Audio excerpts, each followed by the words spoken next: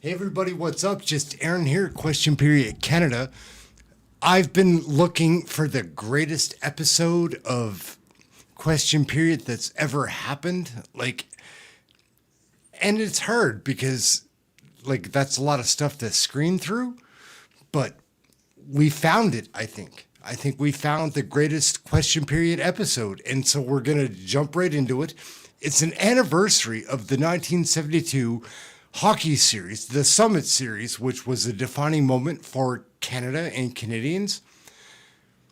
There's a reunion with the team at the end of the question period. But before then, it's also one of the greatest question periods that I've seen. It involves so many of the key politicians. And anyway, let's just jump right into it. We're jumping in. Questions. Question orale, the Honourable Leader of the Opposition.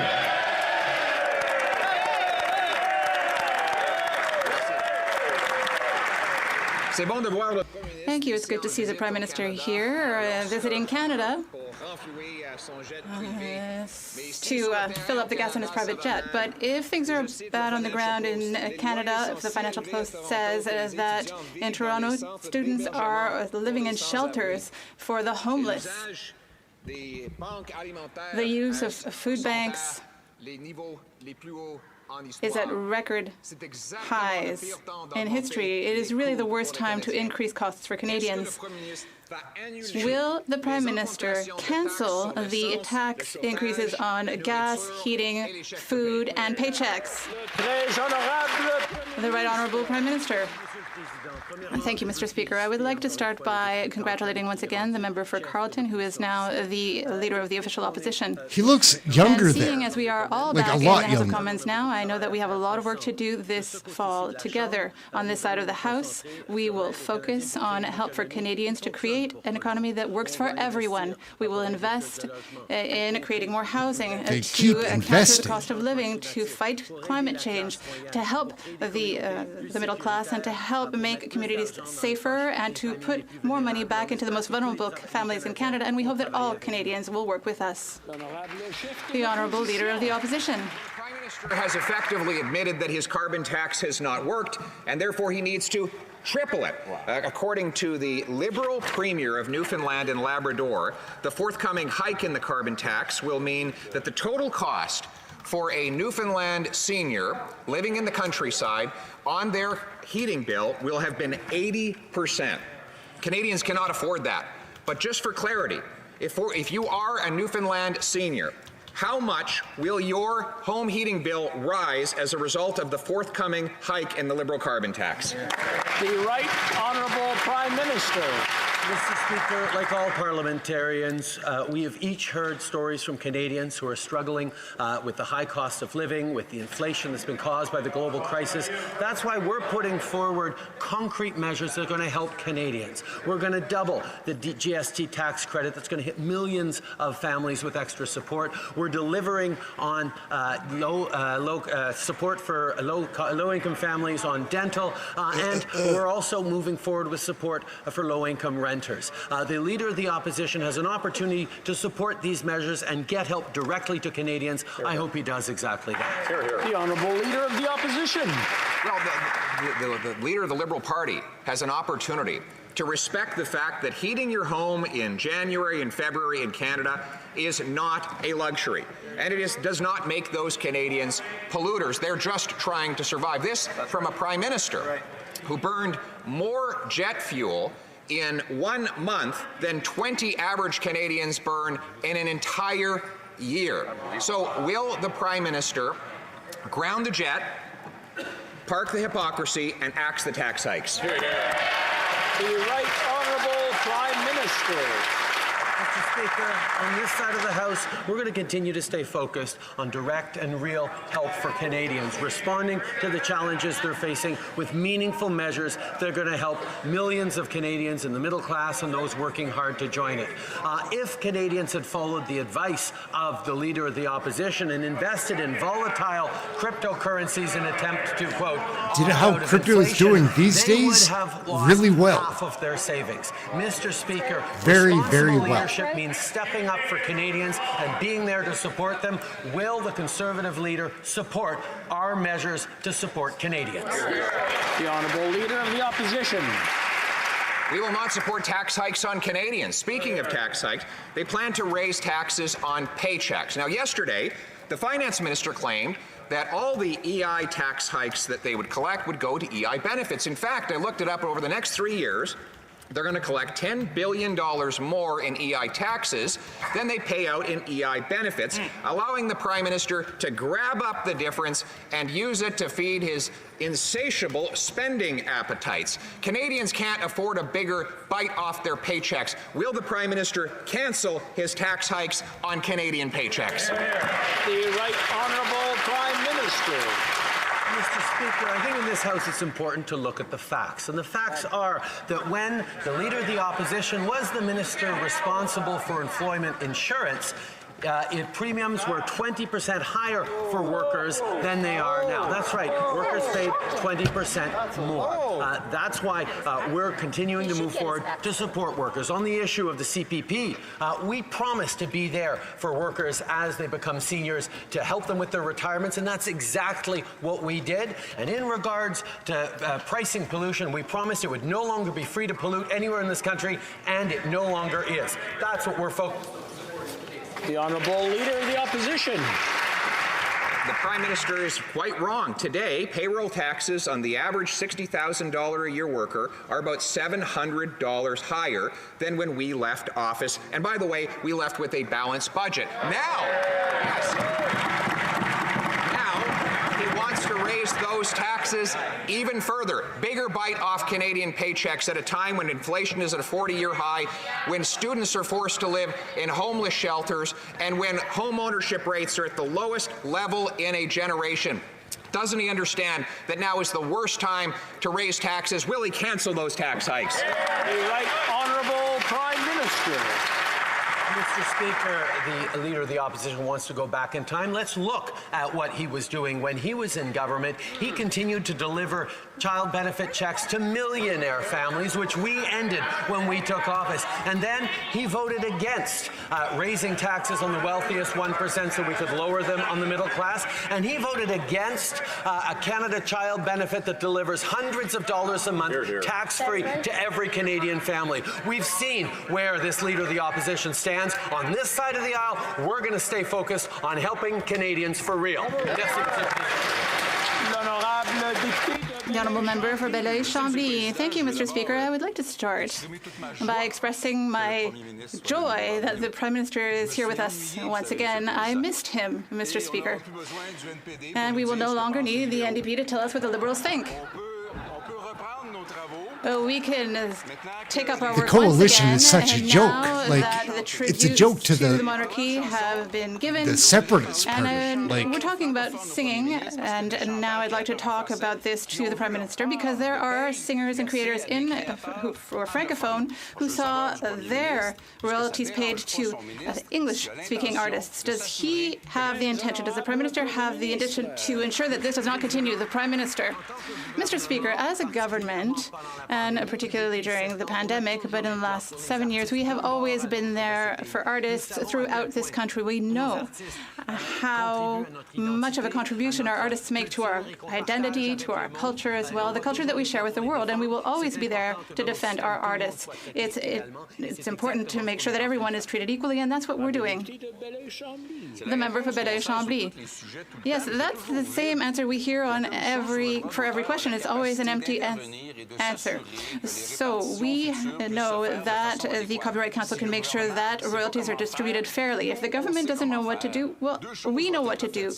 Two things. First, artists have to be paid fairly in any way required.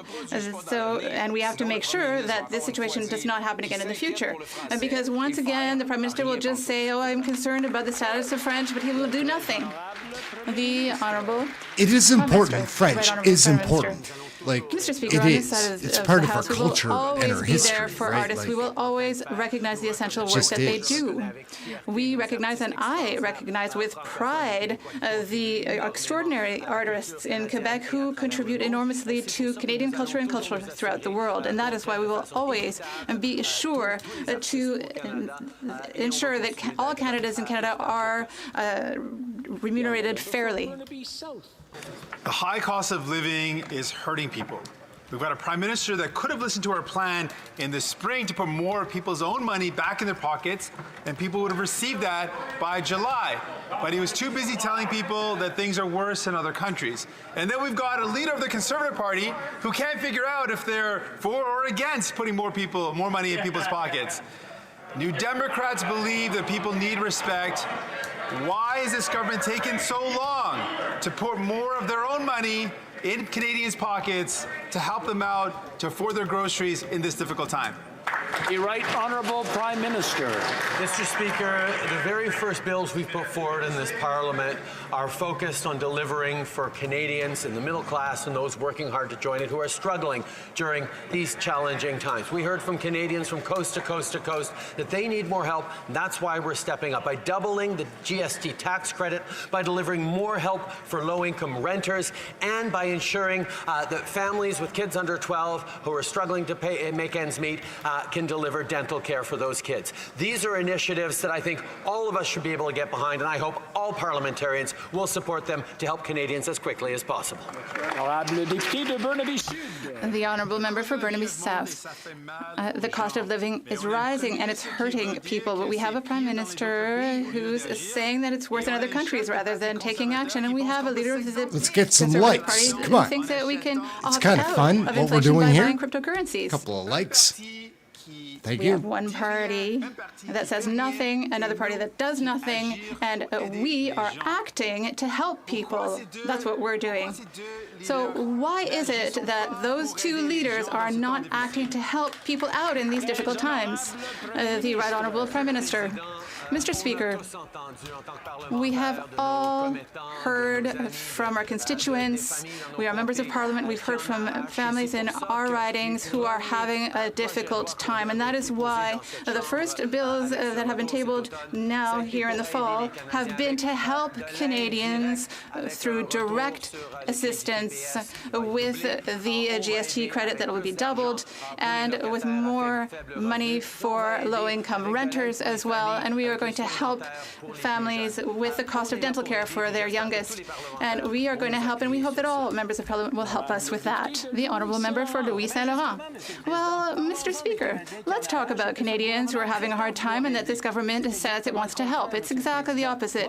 That's the opposite is happening. So bad news for Canadians. On January 1st, the government will increase the workers' tax. Also on April 1st, the Liberal carbon tax will triple. So it will cost more money for Canadian families to survive. So why can't the Prime Minister tell Canadians why he is increasing taxes when Canadians need more money in their own pockets?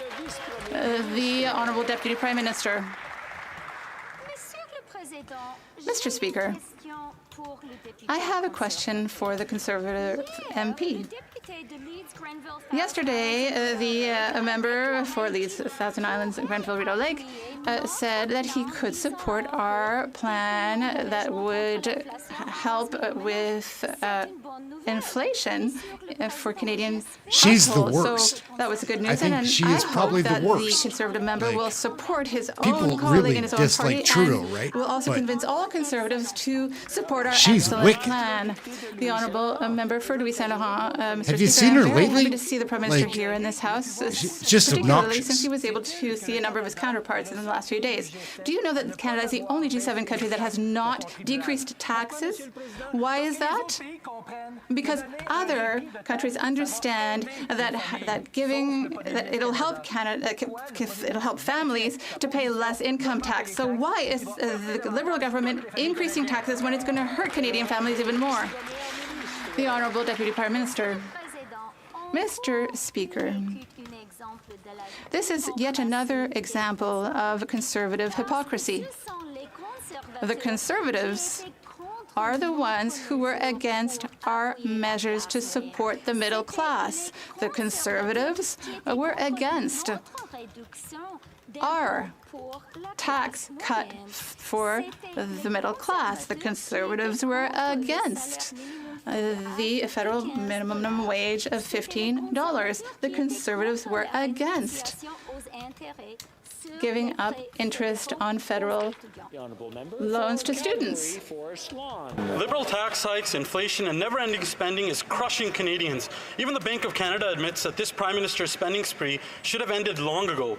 Failed Liberal policies are making eating, heating, and driving a luxury in this country. More Canadians and newcomers are turning to food banks because feeding their family is becoming impossible. Will this government put an end to the suffering they're causing and cancel their planned tax increases? The Honourable Deputy Prime Minister. Mr. Speaker, our government does recognize that times are tough for a lot of Canadians. And yesterday, I was pleased to learn that the member for Leeds, Grenville, Thousand Islands, and Rideau Lakes also recognizes that, and that he will support our plan to provide relief of nearly $500 per family for 11 million Canadian households. That's real support for the Canadians who need it the most. I hope all the members opposite will join us in supporting that plan. The Honourable Member for Calgary Forest Well, Road. Mr. Speaker, the Liberals continue punishing Canadians for heating their homes and driving to work, while this leave-it-in-the-ground, left-wing, climate-zealot government is happy shutting down essential energy projects and adding more taxes. Even the PBO says that the government's claim that any sort of carbon tax rebate helps families is misleading. In fact, 60% of households in my province of Alberta, Saskatchewan, Manitoba, and Ontario are worse off because of the Liberals' climate virtue signaling. So will this government cancel their carbon tax hikes and put this suffering to an end that they're causing on Canadians? The Honourable Parliamentary Secretary to the Minister of the Environment. Speaker, we are totally focused on addressing the affordability challenge for Canadian families, and I know talking to my residents in the West and Winnipeg South, Mr. Speaker, they very much appreciate the measures the Finance Minister introduced the other day, and Mr. Speaker, that's why it's important that the price on pollution, the climate action rebate, will put more money in people's pockets, families' pockets, and very, very importantly, Mr. Speaker, the Do you rebate trust checks anything are gonna these be in guys people's say? mailboxes in Like, October. this whole Liberal That's gonna help government with affordability. That's going to help these families with days. cash flow. Like, I'm not against Liberals at all. Like, I'm not against Mr. Speaker, anybody. the Liberal government can except misrepresent the facts on the carbon tax all they like. just but been Canadians so know tough. it costs them more. The Parliamentary Budget Officer confirms that the carbon tax will cost families more than they get back. And when the Liberals triple the tax on gas, heat, and groceries, it'll cost an Ontario household $1,500 more. Mr. Speaker, given the PBO's credibility and independence, I believe Canadians, and Canadians should believe him rather than the spin from the other side. So again, for the sake of every family struggling, will the government cancel their planned tax increases? The Honourable Parliamentary Secretary. Thank you, Mr. Speaker. And we know there are affordability challenges for Canadian families, and that's why our climate plan is designed so the majority of families receive more in climate action incentive payments than they pay at the pump.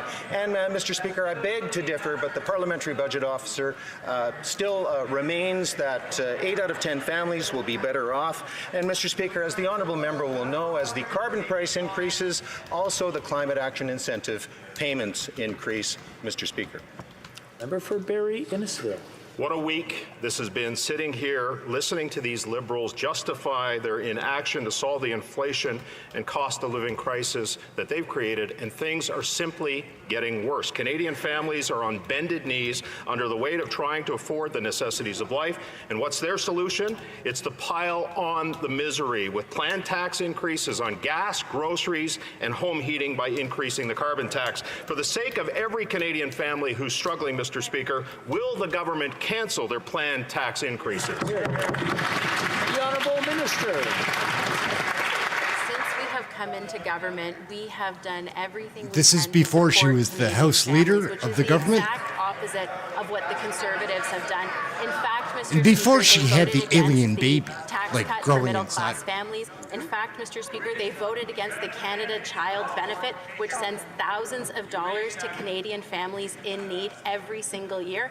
And, Mr. Speaker, they're against the National Child Care Initiative that we have that is reducing child care fees by 50% for families with children in child care. Mr. Speaker, we know the difficulties it is and the high cost of raising children, and we are there for Canadian families, and we'll continue to do that. Thank you, Mr. Speaker. L'honorable député. The honourable member for Thérèse de Blainville. Mr. Speaker, representatives of workers who are unemployed are in Ottawa today. The spokesperson for the National Council of the Unemployed and the representative of the Montreal Unemployed Council even walked here. They have come to tell the Prime Minister that he must keep his promise to reform unemployment, to overhaul it. And in the meantime, it is unacceptable to end the temporary measures on Sunday. They walked 200 kilometers to tell him that. Can the Prime Minister rise and announce that he will extend the temporary measures? Mr. Speaker, Nobody misses met culture. with the representative of the National Council of the Unemployed and with the Guild She looks of like a Musicians little bit of Quebec, like with the Quebec Union as well. And we a little bit talked like Bubbles about from Trailer Park Boys or something. an Like employment insurance system that would be fairer, Maybe that would she's be a more sibling, who agile, knows? and that would meet the needs of workers better. And I said that we would extend she doesn't seem spatially benefits tasked. from 12 to Like 15 weeks, and they were very happy to hear that we're going to work together to modernize the EI system. The member for Thérèse de Blainville. Seriously, Mr. Speaker, and yes, that's not everything. The Canada Labour Congress, the Quebec Construction Union, the Guild of Musicians of Quebec, and members of the CNC are all on Parliament Hill to say that they do not accept to have the Prime Minister create this uncertainty for workers as of Sunday. Without reform of the EI system, what it means that going back to the old system will abandon 70% of the workers who would need it. Will the Prime Minister correct the situation by Sunday? The Honourable Minister. Mr. Speaker, this morning You understand what I mean. about She doesn't how look like she could important touch the her nose. temporary Like measures were during the pandemic. We also said that, of course, there are some temporary benefit programs that are ending, but the regular EI benefits will continue for workers, and we are about to announce our long-term plan to improve the EI system. The honourable member for Thérèse de Blainville. Mr. Speaker, ending the temporary measures for EI without a reform of the system means sending workers back to a program that was okay in the 70s. It was a program that leaves mothers who lose their jobs while they're on maternity leave in the lurch. And it also does not support workers who are severely ill. There is nothing for workers who work for themselves, for the self-employed. So really, it doesn't recognize that industries are seasonal, not that workers are seasonal. So is this really the social safety net that the Prime Minister wants to give Quebecers? The Honourable Minister. Our government thinks that EI benefits should be more equitable, more reactive, and must meet the needs of Canadian workers. That is why we have committed, in partnership with stakeholders, the ones that I met this morning, to really overhaul the EI system. Mr. Speaker, people in Kamloops, Thompson, Caribou are struggling to put food on their table and fuel in their cars. Yes, they are. Now, we know that the Prime Minister doesn't think about monetary policy and the budget hasn't balanced itself. We also know that ordinary citizens are under extraordinary financial pressures. So my question to the Prime Minister is this, Mr. Speaker. Will he cancel tax hikes that are planned so that we can give ordinary Canadians a break? The Honourable Deputy Prime Minister. If the member opposite bothered to read the Fiscal Monitor, he'd know that the budget was actually in surplus for 5 months this spring. But I have a question for him, which is, I'd like to know, does... 5 months out of 7 years, eh?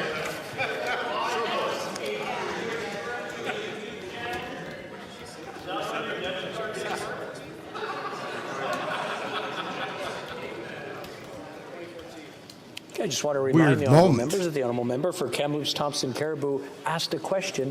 He wants to be able to hear the answer. Rhoda, right? The Honourable Deputy Prime Minister from the top, please, so that the honourable member can hear the full answer. Well, thank you very much, Mr. Speaker. And, you know, since the member seems interested in the economy, I want to give him an opportunity to clarify a point of Conservative policy. I'd like to ask him if he agrees with the Conservative leader that crypto is a good way to, quote, opt out of inflation. Does he agree with the Conservative leader's reckless advice to Canadians to invest in Bitcoin? Since the leader gave that advice, Bitcoin has crashed by 56%. Canadians who invested according to his advice would have seen their life savings destroyed. Is that your economic policy? Is that their economic policy, Mr. Speaker? Honourable member for Medicine Hat, Carson Warner. Thank you, Mr. Speaker. I think this minister thinks that she's in opposition, and she will be soon enough. Yeah, sweet one. That's a good line. Glenn Motz, right? Are already not keeping up with the Liberal tax hikes and the just inflation crisis. Canadians are falling further behind, and they're becoming desperate and are losing hope. This government and its ministers are failing Canadians, and their responses today are further proof of their inability to provide viable solutions and restore hope. Will this government cancel the payroll taxes on Canadians' paychecks? The Honourable Deputy Prime Minister. Mr. Speaker, our government's approach is both fiscally responsible and compassionate. The Conservatives' approach is neither. Do the Conservatives really think that a family of 4 earning just $35,000 a year couldn't use $500 this fall to buy groceries? Do they think a low-income essential worker what she's doing. who is struggling to pay her rent I know couldn't people use an like extra this $500? woman, and We know she's not a good Canadians person. need this Like, support. she doesn't care We know about you. It's part of a AAA-rated fiscally responsible approach, Mr. Speaker. Dangling some $500 carrot in front of. It's ridiculous. Frank, a father in my riding of Vaughan, is struggling to support his family of 4. He currently works 2 jobs in order to put food on the table and gas in his car. These are not luxury items, and they struggle to afford the necessities, are taking a serious toll on his mental health and well-being.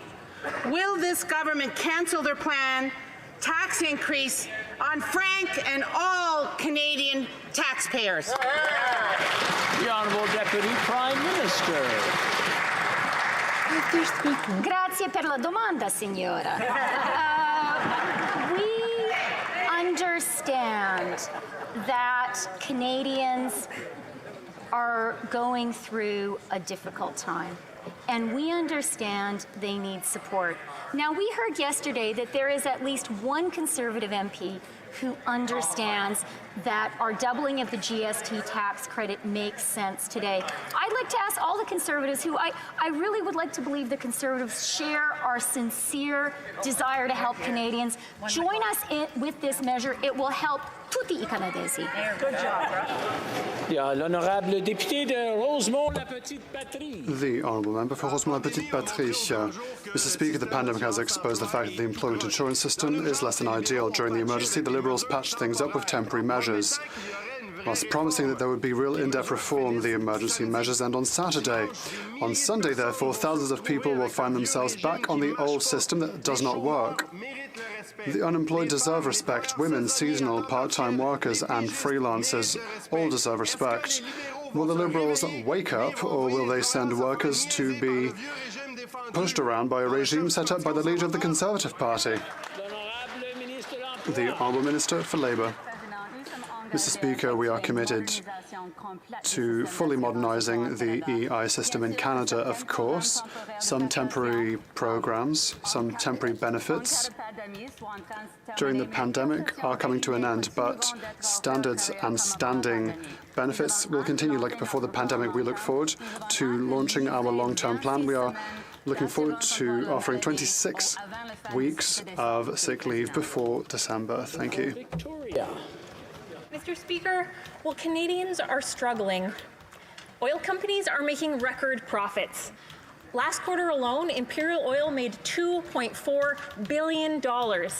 New Democrats have been calling for a tax on these excess profits to help put more money back in people's pockets. But the Liberals have refused.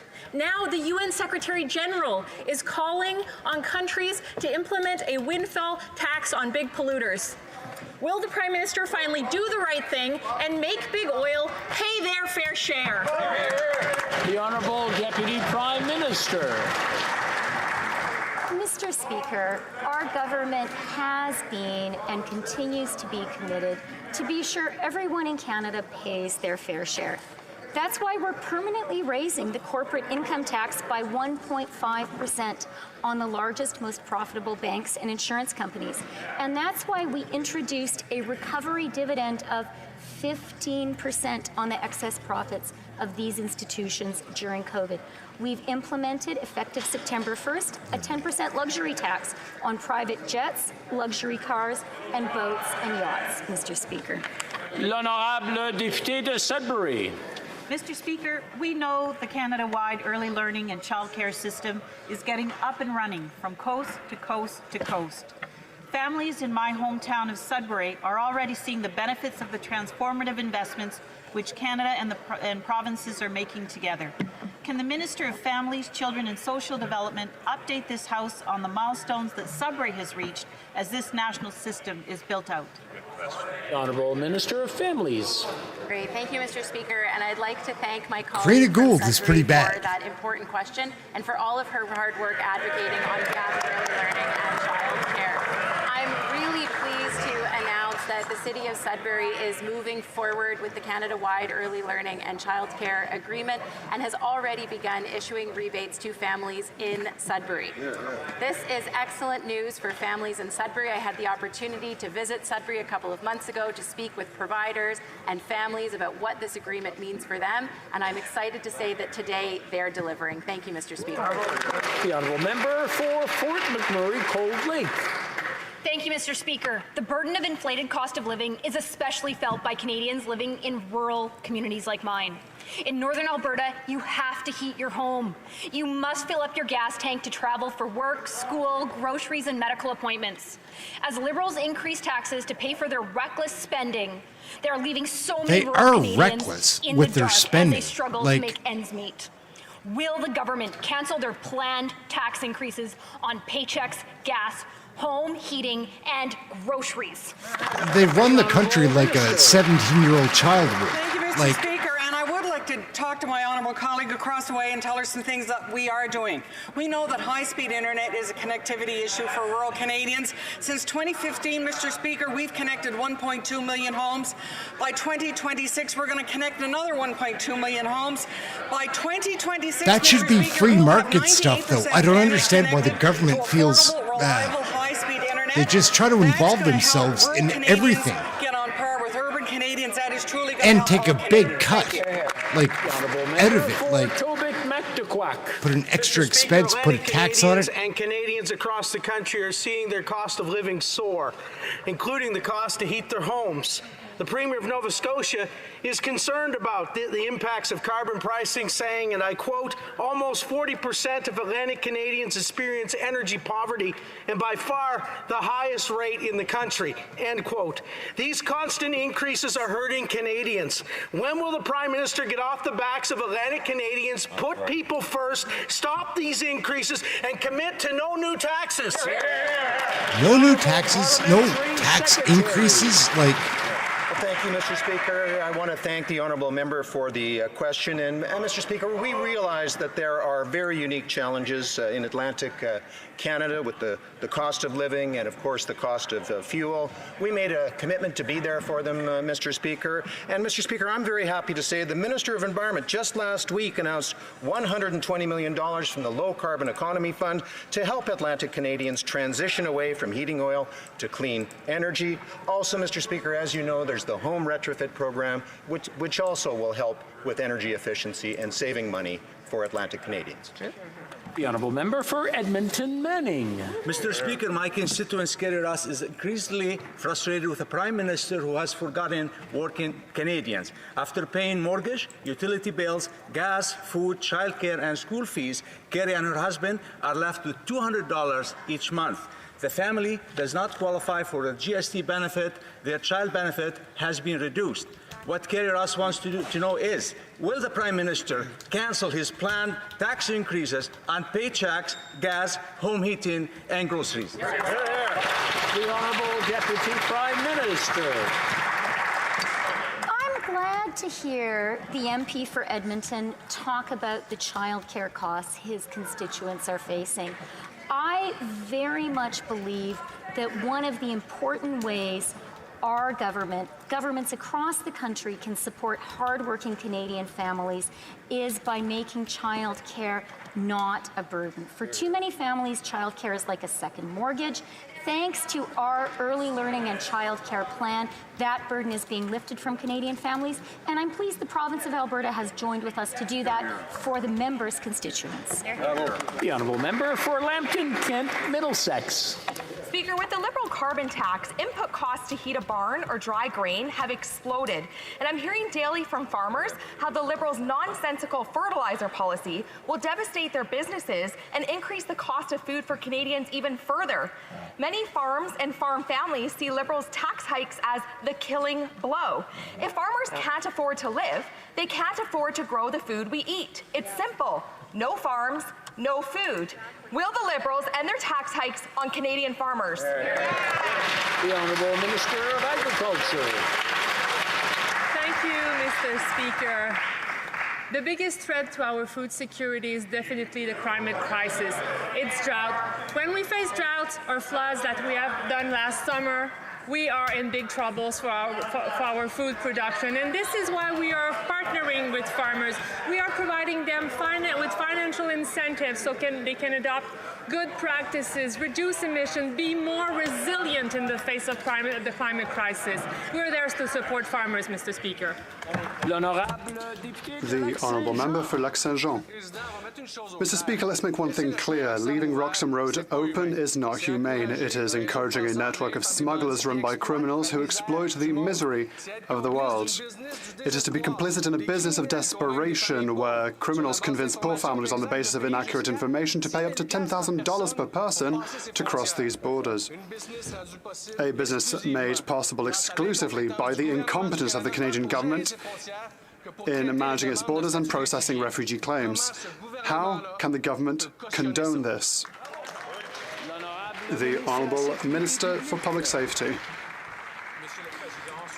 Mr. Speaker, on this side of the House, we believe in a just and equitable system that protects the rights of refugees. We are working very closely with the Quebec government every year.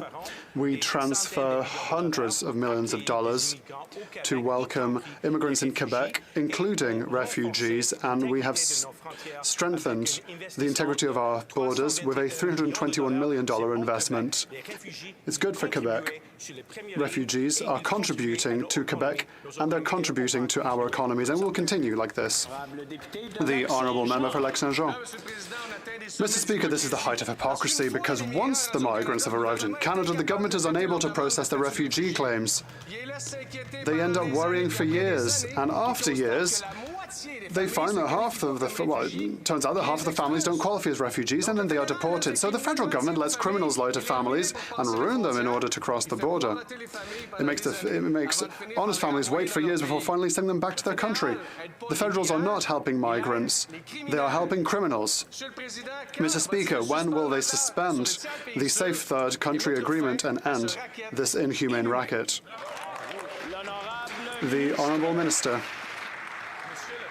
Mr. Speaker, during the pandemic, we collaborated hand in hand with the Quebec government, with Mr. Legault's government, creating a safe path for refugees that have contributed in the first line of our healthcare system. That is just one example among many, showing how refugees have tangibly and positively contributed to our country, and will continue to strengthen the integrity of our borders with investments in order to add resources for the CBSA and other policing bodies, because here on this side of the House, we believe in a just and equitable system. Thank you.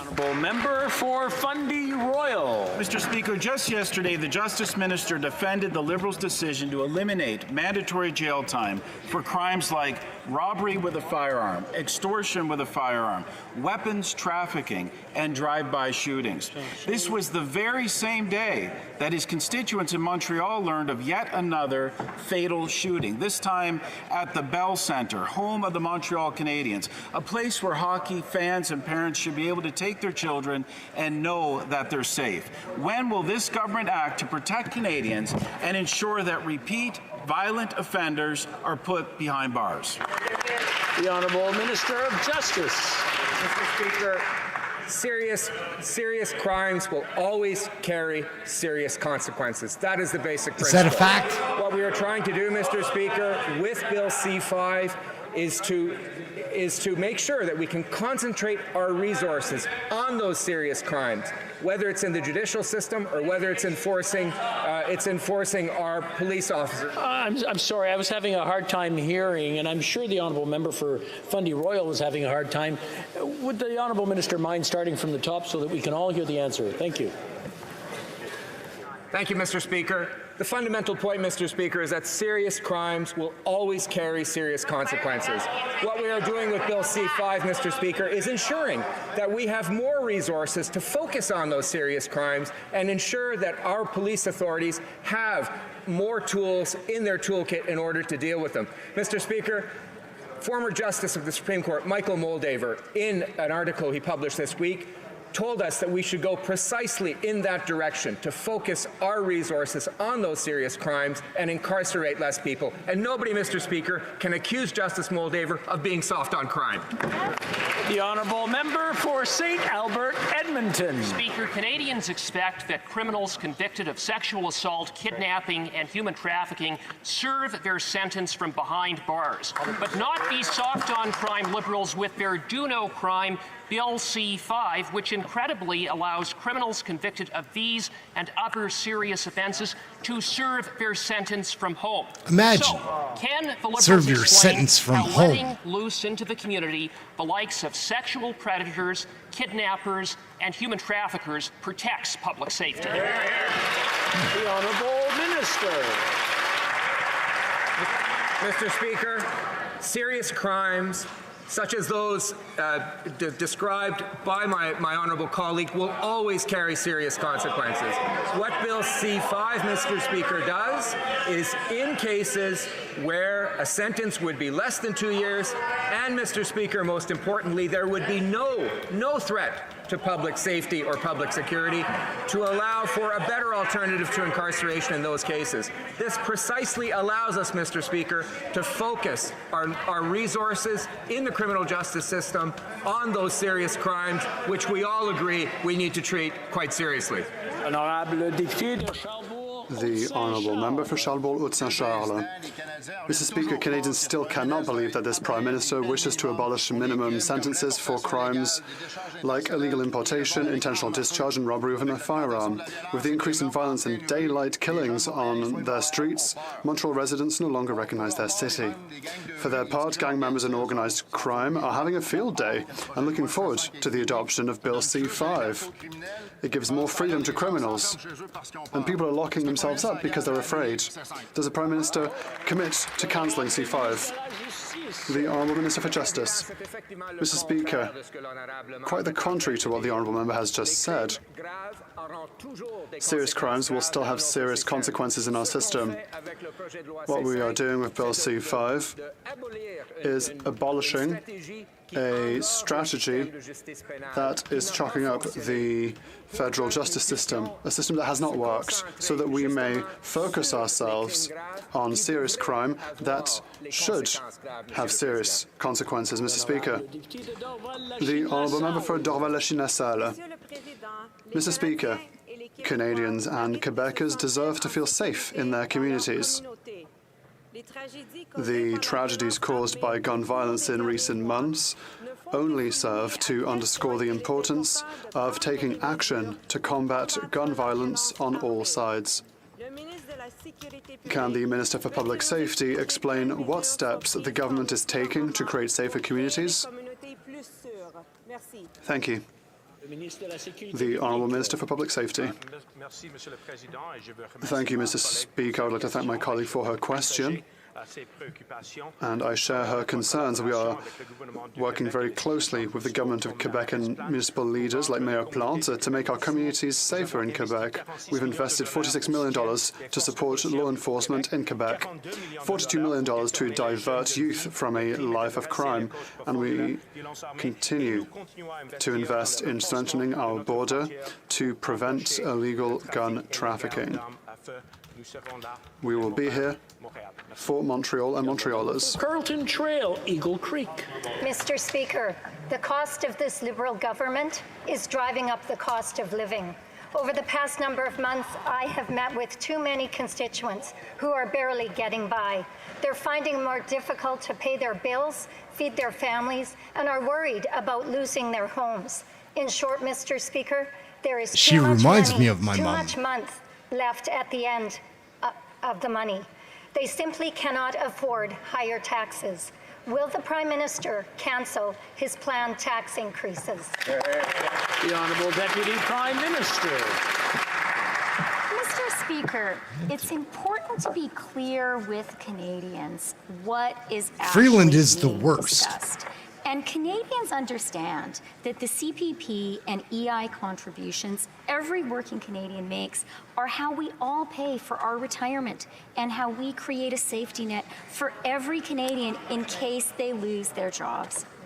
At a time of global economic uncertainty, it is the height of irresponsibility for the Conservatives to suggest that we as a country stop putting money away for our retirement and for a rainy day. That's right. The Honourable Member for Miramichi, Grand Lake. Mr. Speaker, this government's carbon tax will mean a massive price increase to home heating oil compared to a year ago.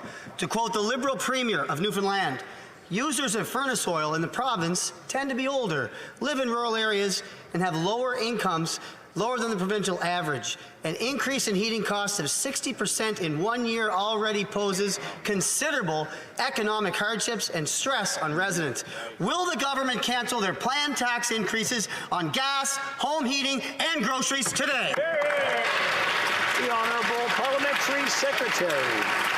Thank you, Mr. Speaker. You know, Mr. Speaker, Conservatives used to believe in market mechanisms and pricing to reduce pollution. Mr. Speaker, Stephen Harper did before he didn't.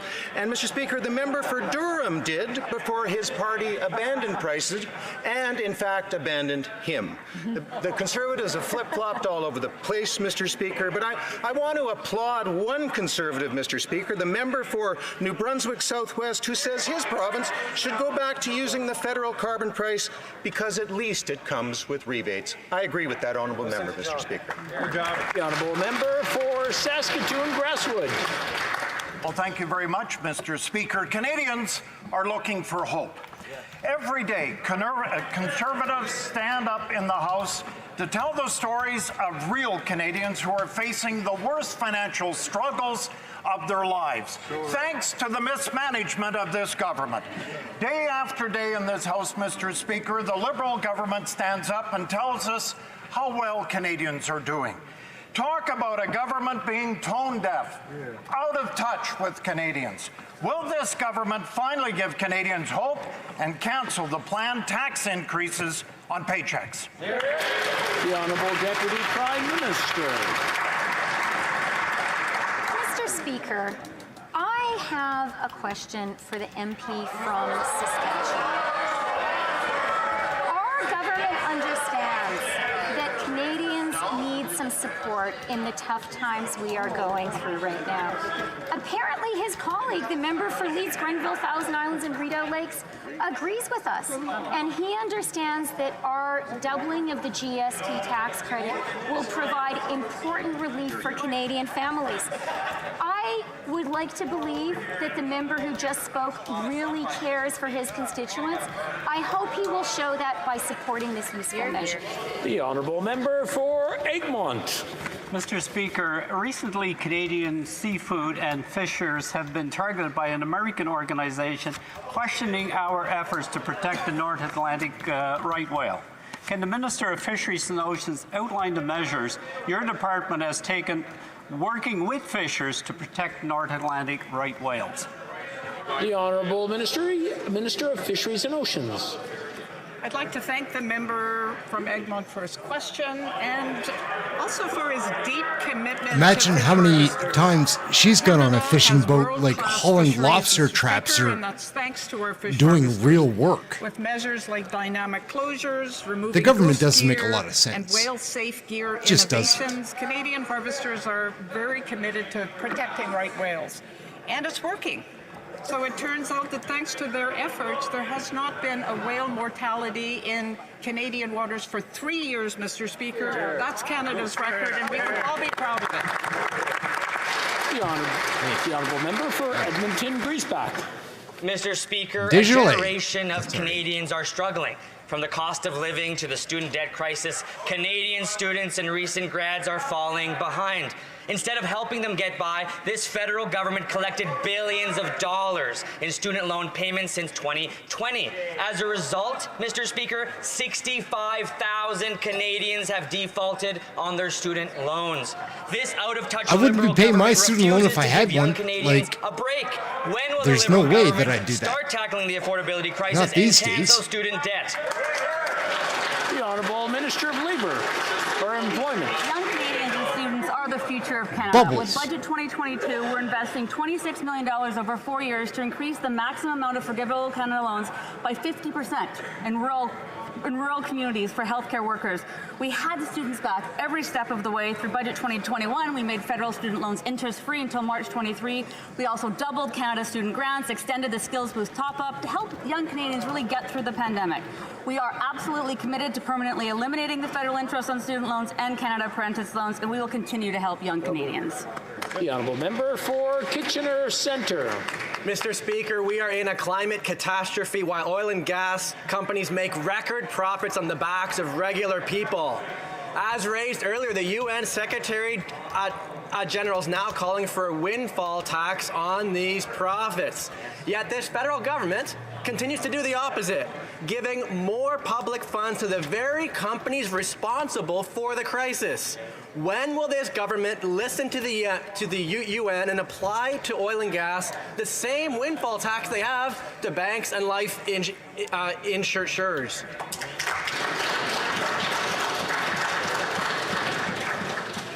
The Honourable Parliamentary Secretary to the Minister of Environment. Well, thank you, Mr. Speaker. And Mr. Speaker, we share the honourable member's concern and commitment to the climate crisis and addressing it. And Mr. Speaker, that's why we are spending $9.1 billion on our emissions reduction plan, which is an ambitious sector-by-sector path for Canada to reach our 2030 emissions on our way to 2050 net zero. Mr. Speaker, it has broad support from environmental groups, from industry to farmers. And Mr. Speaker, it's going to deliver clean air, a healthy environment, and a strong economy. Afraid that's all the time we have for today, and c'est tout le temps que nous avons. They're wrapping it up here. They're wrapping it up here, but of Team Canada, we've got the best part. This is the best part of the show. Take your seats. Everybody's gonna like this part, I'm pretty sure. I might put this into, yeah. I'm still here, but like, everybody likes seeing these faces. There are heroes, right? This was before my time. Like, the 87 Canada Cup was more my time, but the 72 Summit Series was a big deal. Like, it must have been, because I didn't come along until years after that, and it still, I feel like, impacts my life. I'm making a video about it today. Like, it does impact. Henderson has scored for Canada. Like, Foster Hewitt's voice on the radio. Like, come on.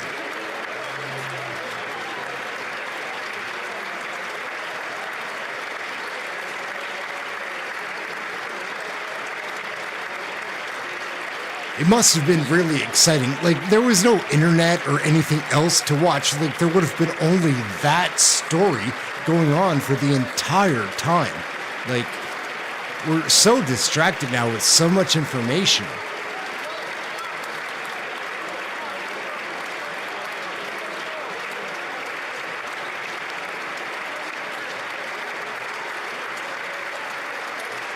Who is that? Is that Hull? I think so.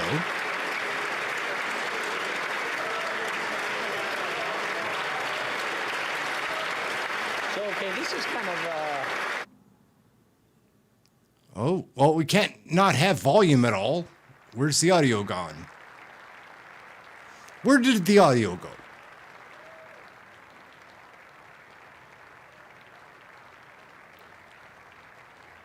Oh, no, that's Dennis Hull over there.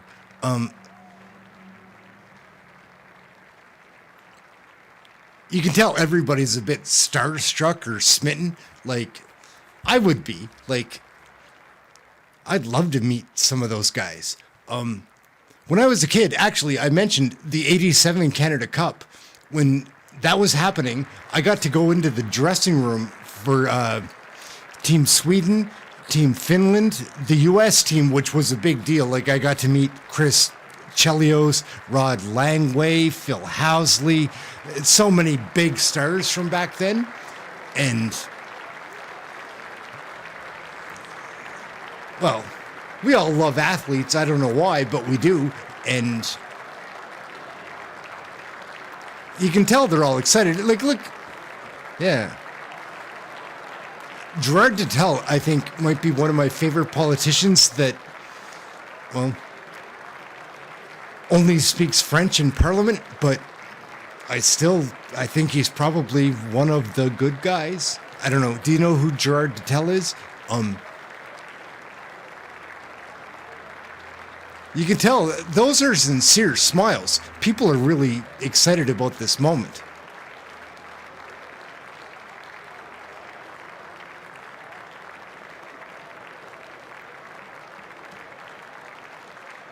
Yeah.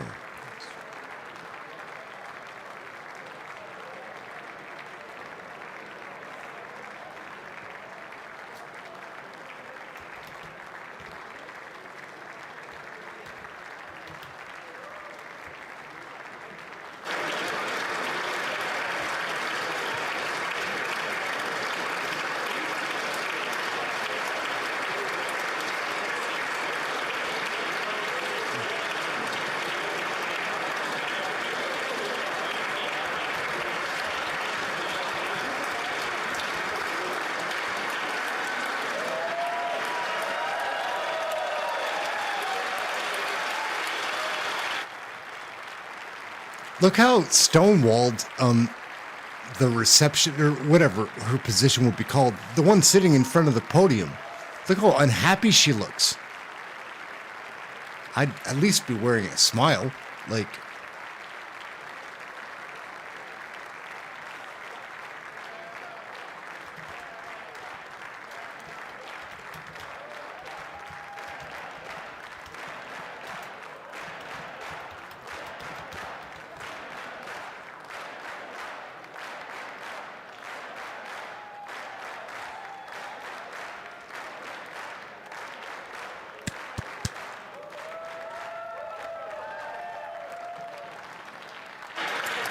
that's the thing about time. Like, all of these guys were serious athletes, and now they're just old men. Like, and that's going to happen to me and everybody else. Like, I will ask members to hold their applause until I have the names of our guests. I'm wondering if I even need to go through this, because everybody knows exactly who you are, but I'm going to take it from the top, if everyone can hold back. Don Ori.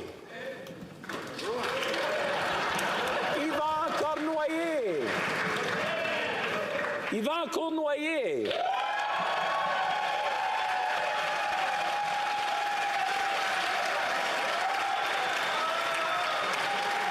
The Honorable Ken Dryden. Ken Dryden is like a really smart guy. Like, he's an author. I think he's a lawyer, maybe. Not that that makes you smart. It makes you dishonest. But Ken Dryden was a real thinker, I think. For Victor Hadfield, who was not able to attend, his son, Jeff Hadfield.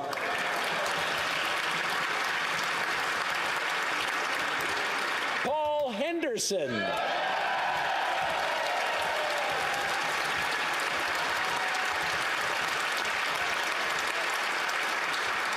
Dennis Hull.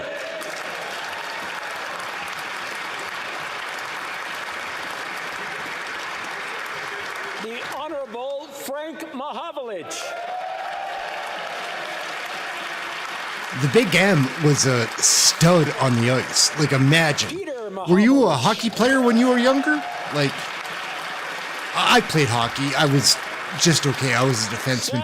But my old man got drafted to the NHL.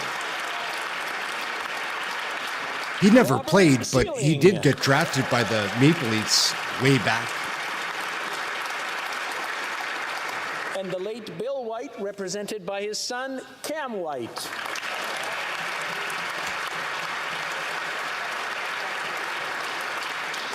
I will now invite the Right Honourable Prime Minister to make a statement to commemorate the 50th anniversary of the 1972 Summit Series. How is Trudeau going to ruin this moment? Everyone loves a good comeback story, especially one so that fake. united our whole country. Quite frankly, the level of unanimity in this House today is a nice thing to see, too. 50 years ago, before the Summit Series had even started, a lot of sports writers and hockey fans were predicting an easy win for Team Canada. At the time, a journalist of the Globe and Mail famously promised that if the Soviets won a single game, he would eat his own column shredded in a bowl of borscht. Well, it didn't take long for him to eat his words literally. There's even a picture of it. On September 2nd, 1972, the first match took place in the Montreal Forum. Canada lost that game 7-3. In the days and weeks that followed, our team experienced ups and downs. After a loss in the 5th game in Moscow, we were up against the wall. If we wanted to win the series, we had to win the last 3 games in a row. It was quite a challenge. But the players kept practicing, the coaches refined their strategy, and Canadians didn't lose hope. Game 6. After a scoreless first period, Canada finally produces a 3-2 victory. Game 7. Phil Esposito scores the first 2 goals, and Canada wins 4-3. And then, Game 8. Dernier match de la série. The last game of the series. There is 1 minute left to play, and the score is 5-5. That's when Paul Henderson jumps on the ice.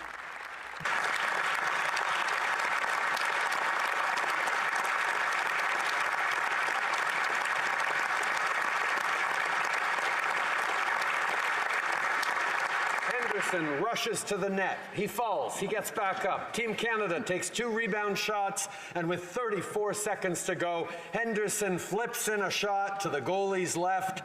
You could hear the cheers from coast to coast to coast.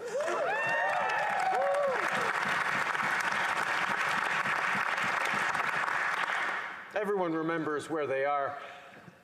Everyone except me, because I was only 9 months old. But I remember growing up with players like Yvon Cournoyer and Ken Dryden as heroes. I'm even wearing my Habs socks today.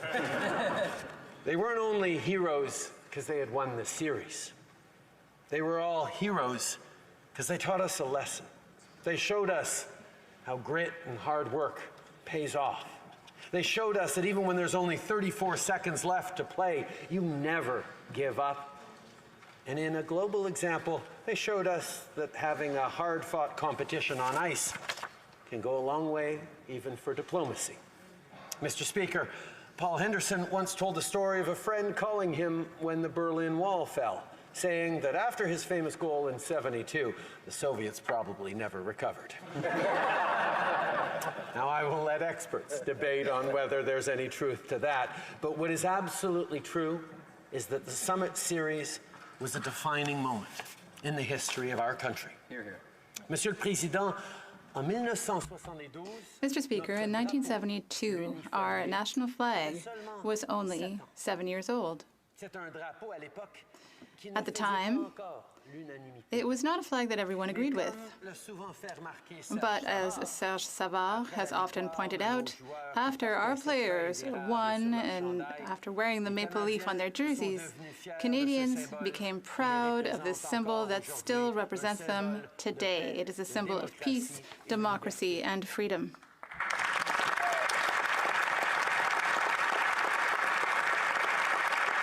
Our world is a different place today than it was during the Cold War, Mr. Speaker. But there are parallels, and one thing remains the same.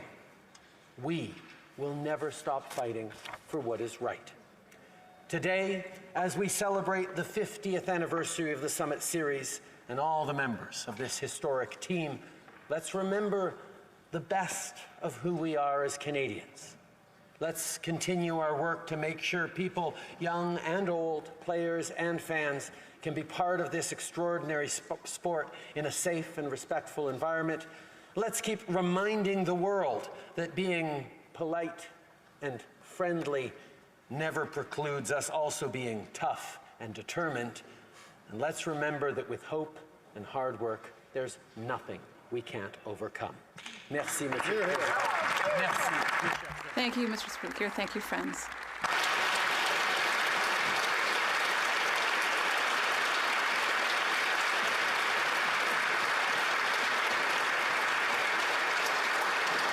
The Honourable Leader of the Official Opposition.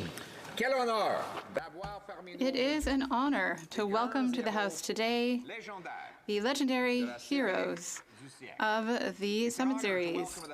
Members of the Team Canada from at the 50-year anniversary of their victory at over the Soviet national team in the '72 Summit Series. 1972 was the year that the Cold War spilled into the world of sports. In July, American and world chess champion Bobby Fischer had defeated the Soviet champion and #2 world competitor Boris Spassky. And in the Munich Olympics, the American basketball team had lost a bitter and still contested gold medal game against the Soviet Union. But neither of these events produced such drama or lasting glory as the Summit Series. The series pitted, for the first time, the best Canadian professionals, although some of them look too young to have been there, against the Soviet players who were at the time underestimated, but preparing quietly for a surprise. It was to be the true test of hockey supremacy, played under the shadow of a much deadlier contest for global supremacy. The Canadian Ministry of External Affairs suggested that the encounter could be called a friendship series. Thank goodness the players ignored that and had the good sense to compete fiercely. Although most commentators and most Canadians expected the series to be an easy one, after a shocking 7-3 loss in Game 1 in Montreal, it became clear that the series would not be a friendly exhibition of Canada's superiority. As the losses mounted, the pressure on our players grew, the low point being the series' Game 4 in Vancouver, when some of the crowd rained boos down on their defeated heroes. Canadians simply couldn't understand how these NHL All-Stars, these legendary names that they knew so well, could be outscored by a team of Russian amateurs. The Canadian fans had not yet realized what had become clear to the Canadian players. These Russians were actually really good. They were playing a different game than the NHLers were used to. A game of speed and finesse, long lead breakout passes, and pinpoint cross-ice accuracy. By the end of the series, the names of those faceless Russians would be household names in Canada. We know them now, we knew them then, and now many of them play in the leagues on this side of the ocean, or at least their children and grandchildren now do. Names and faces that Canadians would come to know and respect in international tournaments and in exhibitions pitting Soviets against NHL competitors. By the time the Canadian team left to train in Europe ahead of the 4 games in Moscow, the idea of a friendship series was long dead. From this side of the Cold War, knowing how it ends, we can afford to look back objectively. But in the moment and at the time, the series had become, to borrow the name of the 40th anniversary documentary, The Cold War on Ice. The 72 series was the first time the term Team Canada was applied to a Canadian hockey team. In the minds of Canadians and fans following the series around the world, and on both sides of the Iron Curtain, Team Canada versus Team Russia had become us versus them. Two styles, two different ways of life, two fundamentally incompatible ideologies and system of government. Democracy versus totalitarianism, communism versus free enterprise, freedom versus repression. Cliches never tell the whole story, but they often tell the most important part. This is true of the stories we are told today of the 72 series. Before the series, we told ourselves that we were the best hockey country in the world, and that our way of playing was the only way to play properly. During the series, we realized that this wasn't quite true. For having lost those 4 games, and having seen the competitive grit and the finesse of a team of a different style, we learned that we needed to up our game. In the last game on home ice, the frustration of Canadian fans in Vancouver's Pacific Coliseum erupted as boos rained down from the bleachers. Team Canada lost, falling 4-2. In a now iconic post-game interview, the legendary Phil Esposito pleaded with Canadians. To quote the elder Esposito brother, he said, "I am completely disappointed. I can't believe it. Some of our guys are really, really down in the dumps. We know, we're trying. They got a good team. Let's face the facts. But it doesn't mean we're not giving 150%, because we are. Every one of us, every one of the guys, 35 guys that came out and played for Team Canada, we did it because we love our country." But on foreign ice, in front of hostile fans, with their backs against the wall, down 2 games, Team Canada rallied to win the last 3 games, each by a single goal. Each of those winning goals was scored by the great Paul Henderson.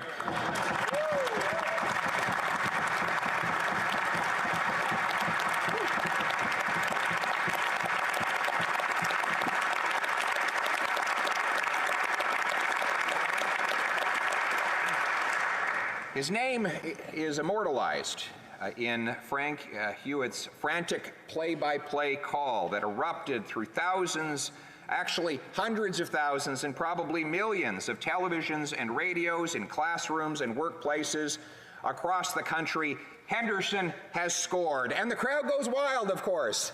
Ladies and gentlemen in the audience would not have been so pleased, of course, but those here on the other side of the world would have applauded and cheered with such a vibrating and powerful force that it would have been heard all around the globe. It's a call that still thrills us all half a century later, even those of us who were born after 1972, who have only heard the echo of those cheers, still revel in the legacy that they represent. When we hear those calls and we see those names, the names that are here today, Yvon Cornwallier after the winning goal, for example, it takes us back to a different time and a different world.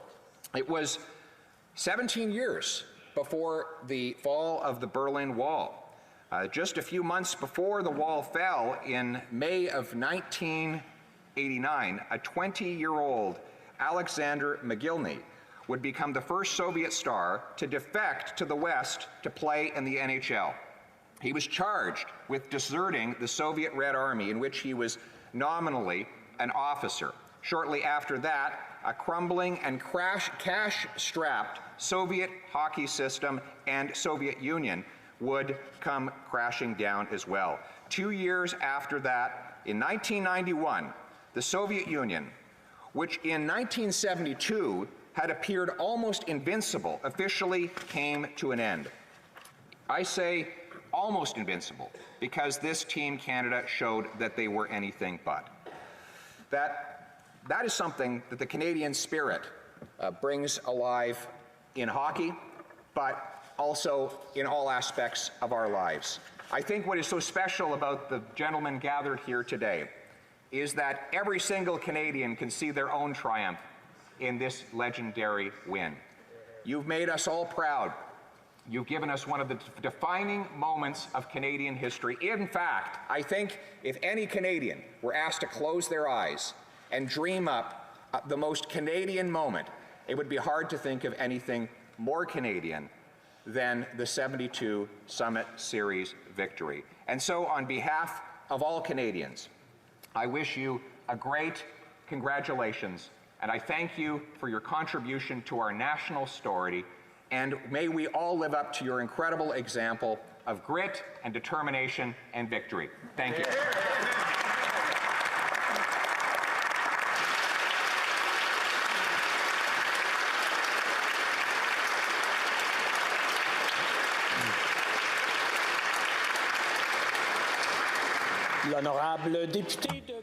The Honourable Member for Belleuil-Chambly, Mr. Speaker. Gentlemen, I'm the only leader in the House to have worn skates before 1972. With very little success, well, here I am today. The Bloc Québécois has always defended the Quebec identity. Quebec and Canada are two different nations with different values and often different ways of doing things. We are not, we defend the right to live in French, the common and official language of the Quebec nation. Sometimes in hockey locker rooms, we do not recognize ourselves in multiculturalism. The British monarchy? Well, let's not even talk about the British monarchy. We only like dynasties when they're hockey dynasties. We have the civil code. We like clean energy. We are attached to secularism. We are two different nations, but we sometimes hold hands from time to time. We sometimes share interests and visions. Canada and Quebec are peaceful. We're unmuted now. Thank you. Thank you, though, Andy. Appreciate it. Sometimes you make mistakes like this and you don't know. We are concerned about poverty, again, injustice, and violence, and we seek solutions to improve people's lives. Frankly, I believe that Canadians and Quebecers are a good bunch. And, above all, what we share, Canadians and Quebecers, is the unshakable conviction that hockey is the greatest sport in the world.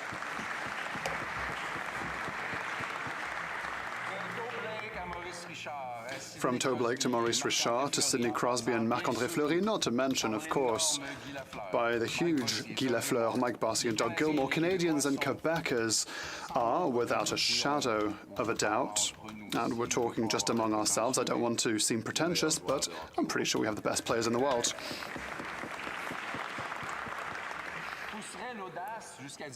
Well, maybe.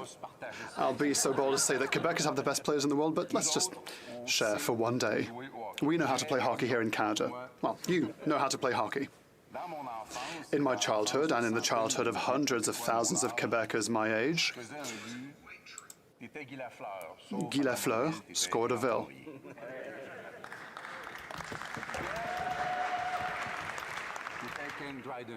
Then someone made a save. It was Ken Dryden. Ken Dryden, one of the names that made young people dream. And when we say that we have the best players in the world, nothing shows it better than the Summit Series. On the one side, we, embodied by these gentlemen we have the honor of hosting today. On the other side, the Soviet superpower. This at the height of the Cold War. With the nuclear threat and the fear of a Third World War hanging overhead, the best of us and the best of them faced off on the ice. Pete and Frank Mahovlich. I haven't said these names in a while. Mahovlich, Guy Lapointe, Yvon Cournoyer, Serge Savas, Ken Dryden, Phil Antonio Esposito, Bobby Clark, Rock Gilbert, just to name a few. And believe me, it is not for lack of admiration that I'm not naming the whole team. On the other side, the Soviet Union, the enemy of the Western Bloc. Those on the other side of the Iron Curtain. They could not lose, but they did.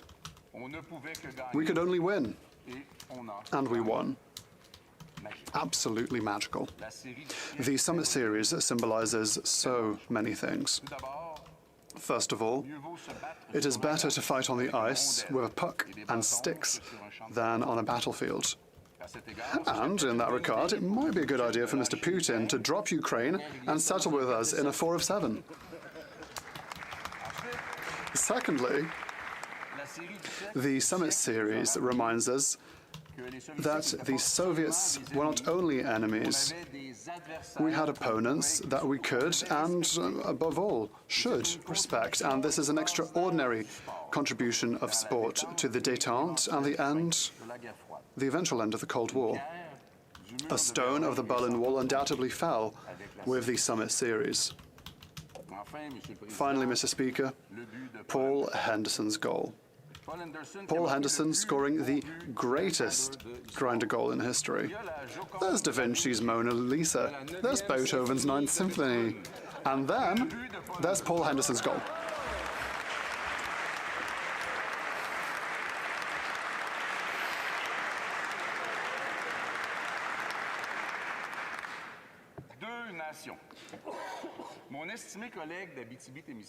My honourable colleague for Abitibi-Témiscamingue has suggested a 21st century series where Quebec would play against Canada. A national team against a national team. Well, in friendship, of course. But there will always be things from time to time that we all like and want to do together, and that is the reason for which 50 years later we are here to say bravo and thank you.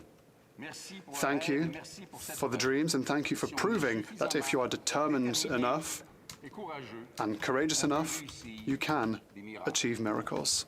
Thank you, gentlemen.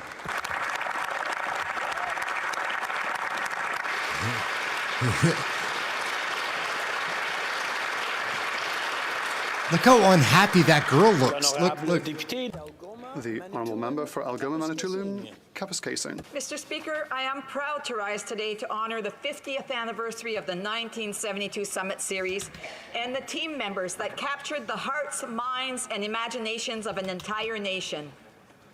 It is that rare event in sport that had every Canadian on the edge of their seat and would become legend across the nation creating role models, inspiring songs, and establishing Canada as the dominant hockey nation on earth.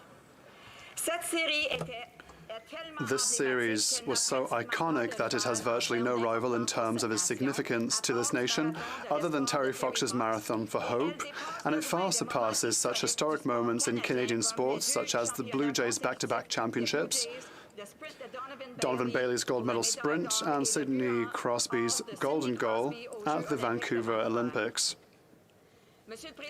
Mr. Speaker, I would like to begin by thanking all the players of the 1972 Team Canada for their historic victory in the Canada-Russia series, including the many players who have joined us today to celebrate the 50th anniversary. Mr. Speaker, in case you didn't know, a good lot of the players originated from Northern Ontario. The Esposito brothers, Phil and Tony, learned to play in Sault Ste. Marie. Brothers Frank and Peter Mahovlich were from Schumacher. I was told not Timmins, but Schumacher. Mickey Redmond called Kirkland Lake home. Gary Bergman hailed from Kenora. And I also want to give a special shout out to the late, great Jean-Paul J.P. Parizet, the hard-working left-winger from Smooth Rock Falls in my riding of Algoma, Manitoulin, Kapuskasing, who scored 2 goals, 2 assists, and had the single most controversial moment in the series. But more on that in a minute.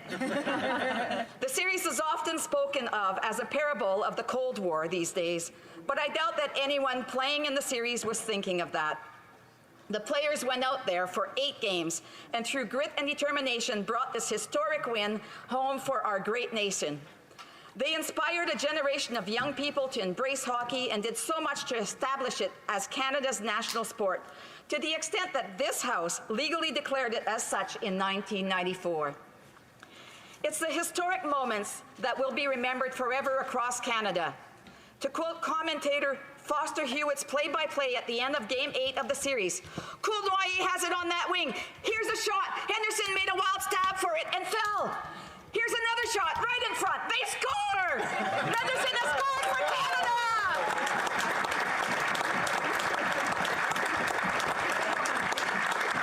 Mr. Speaker, Paul Henderson's iconic Game 8 winning goal, often called the goal of the century, will always live on as part of the Canadian psyche. Phil Esposito's 7 goals and 6 assists set the pace for the entire series. And of course, J.P. Parizet's frustration at the officiating in Game 8 that got him ejected for game misconduct, which is often cited as the turning point that led to less questionable calls on the ice and strengthened the rest of the team's resolve. I'm proud to say that following a recent dedication, Parizet's name is permanently commemorated by a sign in his hometown of Smooth Rock Falls, thanks to the suggestion of Johnny Lemieux and the support of the town council. They wanted to ensure that the 50th anniversary of the 1972 Summit Series was well marked, also as a tribute to Mr. Parizet. Mr. Speaker, Parizet was thrilled to be selected to represent Canada on the world stage, but he was so respected in the National Hockey League that he was asked to play for Team Canada as a surprise pick. He went on to have an exemplary hockey career, playing 890 games in the National Hockey League, including 2 All-Star games. He never won the Stanley Cup, but his widow, Donna, said how much winning gold for Canada meant to him. Mr. Speaker, I hope I was properly able to convey just how important this event was for the history of our nation. To quote the lyrics of another Canadian legend, and I'm not going to sing them because I can't do justice. Maybe the member for Timmins James Bay would have been able to do it, but not me. So from the tragically hip singer Gord Downie, if there's a goal that everyone remembers, it was back in old 72. We all squeezed the stick and we all pulled the trigger. And all I remember is sitting beside you. So, Mr. Speaker, I've also been lobbied by my colleague, the MP for Windsor West, to put in a selfless plug on having the member from the team, Paul Henderson, to be inducted in the Hockey Hall of Fame. And I was pleased to do that. Mr. Speaker, I thank you for your attention. And more importantly, I thank Team Canada from 1972 for all they have done for this country.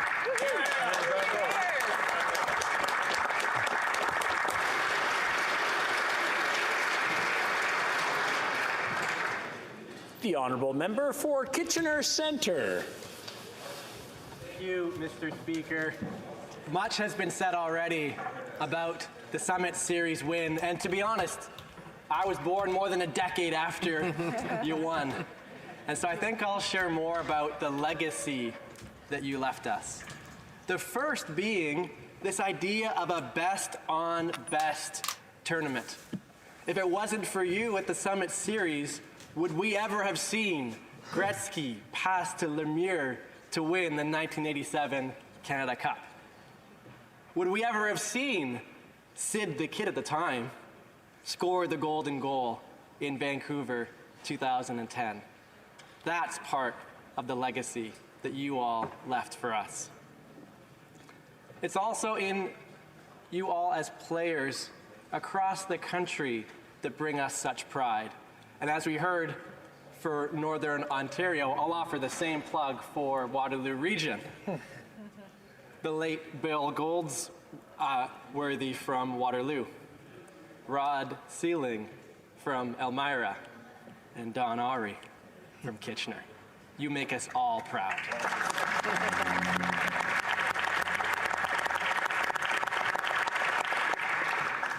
And last, of course, Mr. Paul Henderson. Not just the last goal, the game-winning goal in 6, 7, and 8. And not just as a player, as a minister, as a motivational speaker, and as an author. Many Canadians have had the honor to meet Mr. Henderson over the years. In my case, I had that chance many years ago, introduced by his niece as Uncle Paul. What I remember most is how kind, gracious, and humble he was. In fact, he might be the only person in this country who doesn't think he belongs in the Hockey Hall of Fame. You brought together Didn't get a lot of laughs. This country back in 1972, and you brought together this house in a spirit of unity today. Your legacy.